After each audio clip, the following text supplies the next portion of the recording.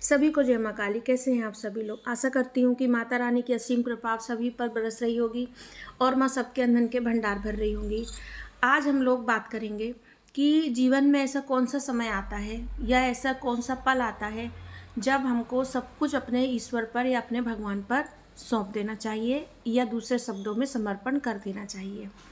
तो वीडियो में अंत तक बने रहिएगा। अगर वीडियो अच्छी लगे तो जय माँ काली जरूर लिखिएगा। वीडियो को लाइक करके आप चैनल को सब्सक्राइब जरूर कीजिएगा अगर आप चैनल पर नए हैं तो। देखिए, जब एक हम ऐसी शक्ति से जुड़ते हैं, उस परमात्मा से जुड़ते हैं जो परमात्मा हमें पूरे जीवन राह दिखाता है, हमारे सारे कार्य करता है, हमें सब परेशानियों से निकालता है, तो हम डिपेंड हो जाते हैं एक तरह से। हमें पता होता है कि जब भी कुछ स्थिति हमारी ख़राब होगी तो हमको भगवान जो है उस परिस्थिति से निकालेंगे ही निकालेंगे। ये एक ऐसी हमारी सोच होती है। लेकिन कभी कभी जब जीवन में ऐसा भी समय आता है जब हम ऐसी परेशानियों में पड़ जाते हैं या हमारे साथ इतनी ज़्यादा परेशानियां चलने लगती हैं कि चारों तरफ से रास्ते बंद हो जाते हैं, चाहे हमारे पहचान के लोग हों, चाहे दूर के लोग हों, चाहे करीब के लोग हों, चाहे यहाँ तक कि हम ईश्वर से भी अगर कुछ मांगते हैं तो वो चीज़ हमारी उस समय पूरी नहीं होती है और जो मनुष्य होता है वो निराश हो जाता है। उसको लगता है कि जहाँ हम एक बार भगवान से कुछ चीज़ मांगते थे, हमें मिल जाता था, हमारी चीज़ें पूरी हो जाती थी, तो अब वो चीज़ें पूरी नहीं हो रही हैं, शायद ईश्वर ने हमारा साथ छोड़ दिया है। तो ऐसी परिस्थितियों में एक इंसान को, एक मनुष्य को, एक साधक को, एक भक्त को क्या करना चाहिए? ये परिस्थितियाँ लगभग हर साधक या हर भक्त के साथ होती हैं और जो साधक नहीं भी होते हैं तब भी उनके जीवन में कभी कभी ऐसी परिस्थितियाँ आती हैं। हम उन्हीं परिस्थितियों के बारे में आज बात कर रहे हैं। जब परिस्थितियाँ, अगर हम उसको अपने कर्म कह लें कि कर्म हमारे कटते हैं जब हम भगवान के सानिध्य में आते हैं, हम उससे परीक्षा का रूप भी कह सकते हैं कि हम जब साधना करते हैं, पूजा करते हैं, भक्ति करते हैं तो भगवान कई तरह से हमारी परीक्षाएं लेता है। जब परीक्षाएं चलती हैं या हमारे कर्म कटते हैं तो चारों तरफ से हमें परेशानियां जीवन में से एक साधक को उठानी पड़ती हैं। सब साधक जितने होते हैं उनको भी उठानी पड़ती है, प्लस और भी ऐसे जो नहीं भी साधक होते हैं लेकिन भगवान पर भरोसा या विश्वास करते हैं उनको भी जीवन में उठानी पड़ती है। ये परिस्थितियाँ जो होती हैं, ये जो परेशानियाँ होती हैं, ये सिर्फ शारीरिक या मानसिक नहीं होती हैं।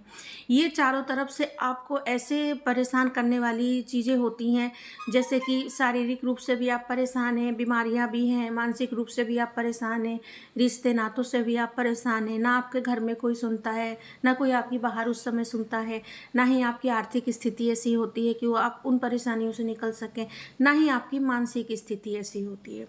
आप हार थक कर उस समय भगवान के पास जाते हैं।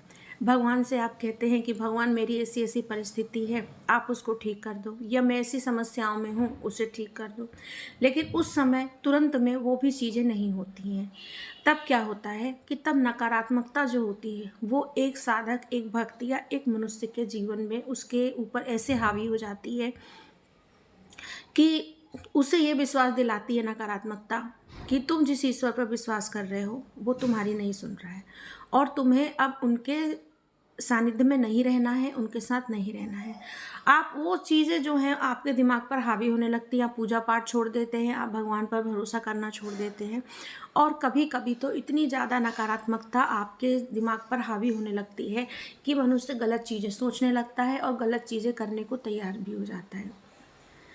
तब इस स्थिति में क्या करना चाहिए?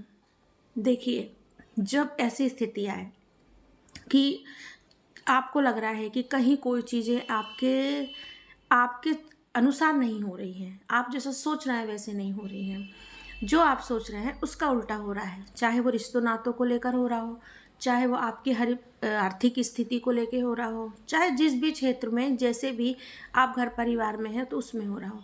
तब उस परिस्थिति में अगर आप भगवान के पास जा रहे हैं और अगर आपको ये भी लग रहा है कि नहीं, भगवान नहीं सुन रहे हैं या मेरी जो बात मैं ईश्वर से मांग रहा हूँ जो वो नहीं मिल रहा है, तब आपको नकारात्मकता आपके ऊपर हावी ना हो, इसलिए आपको सोचना समझना हर चीज़ बंद कर देना चाहिए और आपको ये सोचना चाहिए कि कुछ परिवर्तन या जीवन में कुछ ऐसे भगवान आपके परिवर्तन लाने वाला है जो शायद आप नहीं सोचे हैं या आपके अनुसार नहीं है, लेकिन वो आपके लिए अच्छा है।